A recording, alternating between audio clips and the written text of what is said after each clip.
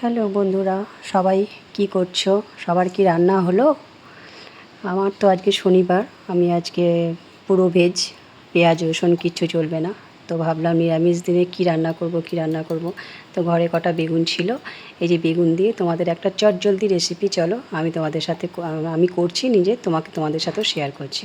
তো বেগুনগুলোকে কেটে ধুয়ে ভালো করে নুন হলুদ, জাস্ট একটু হালকা ওই লাল লঙ্কার গুঁড়ো, আমরা লঙ্কা খাই না কিন্তু ঘরে আনা থাকে, ওই একটুখানি, আর একটু চিনি দেবো, দিয়ে ভালো করে এগুলোকে ম্যারিনেট করে রেখে দেবো ওই 10 মিনিটের জন্য। তো শনিবার হলেই খুব সমস্যা হয়, ভাবি গালে হাত দিয়ে বসে যায়, কী রান্না করব, আবার এক পদ রান্না করলে হবে না, অনেকগুলো পদ লাগবে।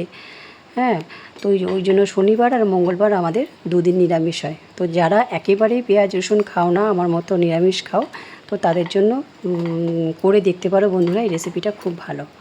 হ্যাঁ, খুব সুস্বাদু হয় এবং সময়ও খুব কম লাগে। তো আমার বেগুনগুলো এই যে ম্যারিনেট করা হয়ে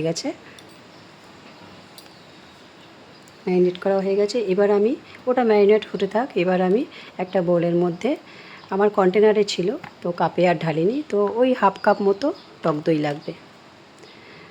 আর টক দইয়ের সাথে এবার দেবো হাফ টিস্পুন নুন, আর হাফ টিস্পুন হলুদ গুঁড়ো, আর দেবো 1 চামচ ধনে গুঁড়ো, আর দেব 1 চামচ ওই 1 টিস্পুন মতো চিনি। এবার এগুলোকে ভালো করে ফেটাতে হবে, ভালো করে একদম মিহি করে নিতে হবে। হ্যাঁ, তো আমি এবার এতে একটু জল দিয়ে দেবো, যে একটু জল অ্যাড করে দিলাম, তাহলে কি মশলাটা বেশ খুব সুন্দরভাবে ফেটানো যাবে, সুবিধা হবে। হ্যাঁ, এই যে আমি ফেটিয়ে নিচ্ছি, কারণ আমার শাশুড়ি মা বলতেন জানো তো, যে মশলা যদি হয় চন্দন তবেই ভালো হবে রন্ধন। তো এই যে আমাকে পুরো এটাকে মিহি করে ফাটাতে হবে, আমি পুরো একদম মিহি করে ফাটিয়ে নিয়ে তোমাদেরকে দেখাচ্ছি। এই যে দেখো, একটু যেন লাম্প না থাকে। তো লাম্প থাকলে খেতে ভালো লাগবে না। তো আমি এবার ওই একই কড়াইয়ে তেল গরম করতে দিয়েছি, বেগুনগুলো ভাজবো। কড়াইয়ে তেল গরম হয়ে গেছে, কারণ বেগুন ভাজার জন্য তো অনেকটা তেল লাগে। এবার আমি একটা একটা করে বেগুন ভেজে নেব।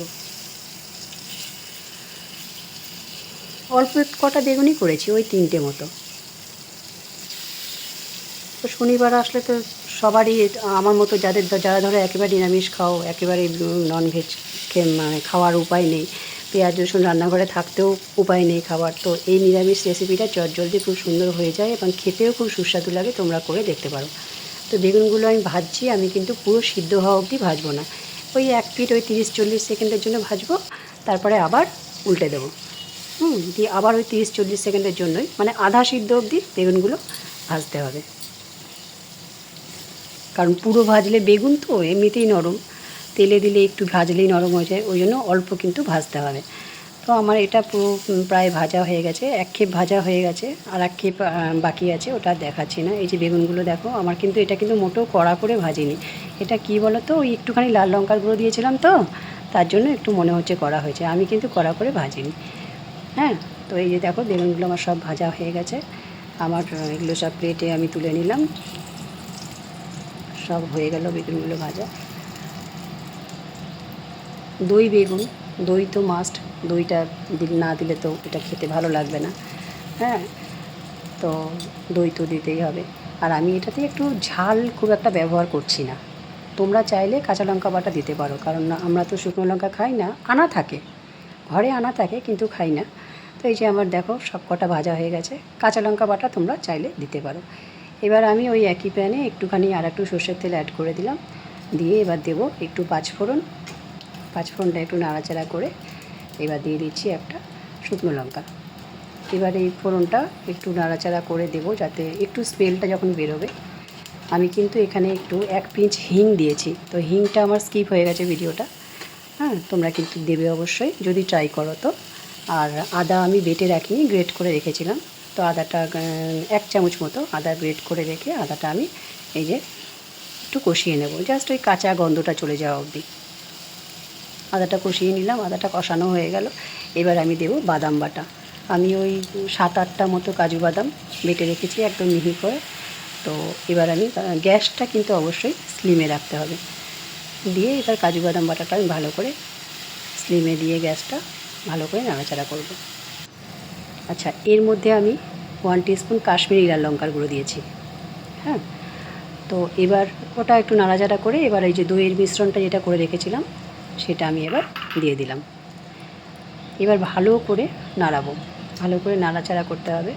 শনিবারে এই নিরামিষ রেসিপিটা করে দেখতে পারো, সবার খুব ভালো লাগবে। এবার যেই আমার গ্যাস তো দইয়ের মিশ্রণটা যখন দিয়েছি গ্যাস তো ধরো বাড়ানো যাবে না, গ্যাস কিন্তু আমার কমই আছে। হ্যাঁ, তো এবার আমি কি করব, এটাকে 2-3 মিনিটের জন্য একদম স্লিম আছে ঢাকা দিয়ে রেখে দেব। তো যখন তেলটা রিলিজ হবে, ওই জাস্ট তেল রিলিজ হওয়া অবধি ঢেকে রাখতে হবে, ওই 2-3 মিনিট রাখলেই হবে। এই দেখো আমার তেল রিলিজ হয়ে গেছে, ভালো করে তেলটা ছেড়ে দিয়েছে কড়াইয়ে। এবার আমি একটা একটা করে সব বেগুনগুলো দিয়ে দেবো। খুব সাবধানে দিতে হবে, কারণ বেগুন তো ধরো একটুতেই সেই কাদা কাদা হয়ে যাবে পুরো। এবার আমি বেগুনগুলো সব দিয়ে দিলাম, দিয়ে এবার একটু খুব সাবধানে আস্তে আস্তে নাড়াচাড়া করব। সব দিয়ে দিলাম একটা একটা করে বেগুনগুলো। কালারটা খুব সুন্দর এসেছে, তোমরা দেখো বন্ধুরা। এবার আমি ঝোলগুলো ওই অল্প, যেহেতু গা মাখা ঝোল নেই, গা মাখা হবে, ওই জন্য আমি একটু একটু করে বেগুনের উপর ঝোলগুলো সব দিয়ে দিচ্ছি। এরকম করে সব ঝোলগুলো একটু একটু করে বেগুনের উপর দিয়ে দেবো। এবার আমি গোটা ওই 4-5টা কাঁচা লঙ্কা, আমি কিন্তু ফাড়িনি কাঁচা লঙ্কাগুলো, গোটা 4-5টা কাঁচা লঙ্কা আমি জাস্ট সেন্টটা হওয়ার জন্য, স্মেল বেরোবার জন্য কাঁচা লঙ্কাগুলো দিয়ে এবার আমি কী করবো, ঢাকা দিয়ে দেবো। ঢাকা দিলে কী হবে, ওই 4 থেকে 5 মিনিট আমি এটাকে ঢাকা দিয়ে রান্না করব। ঢাকা দিলে ওই কাঁচা লঙ্কার গন্ধটা পুরো দই বেগুনে পুরো ছড়িয়ে যাবে। তো আমার মতো করে তোমরা খেয়ে দেখো বন্ধুরা, আমাকে কমেন্ট বক্সে জানিও কেমন হয়েছে। এই যে আমার হয়ে গেছে দই বেগুন প্রায় রেডি। এবার আমি 1/2 চামচ গরম মশলা দিয়ে দিচ্ছি। গরম মশলা দিয়ে হালকা একটু নাড়াচাড়া করতে হবে, বেশি না নাড়লেও হবে, কারণ আমি ঢাকা দিয়ে আবার এটাকে 2 থেকে 3 মিনিট স্ট্যান্ডিং টাইমে রাখবো। হ্যাঁ, তো এমনিতেই গরম মশলার গন্ধটা ছড়িয়ে যাবে।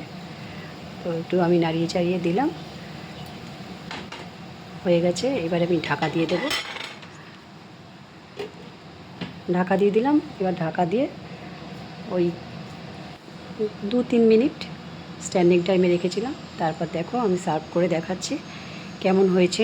বলবে বন্ধুরা খেতে, তোমরাও ট্রাই করো, আমাকে জানিও কেমন হয়েছে। আমি তোমরা সবাই জানো এই রেসিপিটা করতে, দেবো আমি আমার মতো করে যেমন করে করি সেরকম করে দেখা।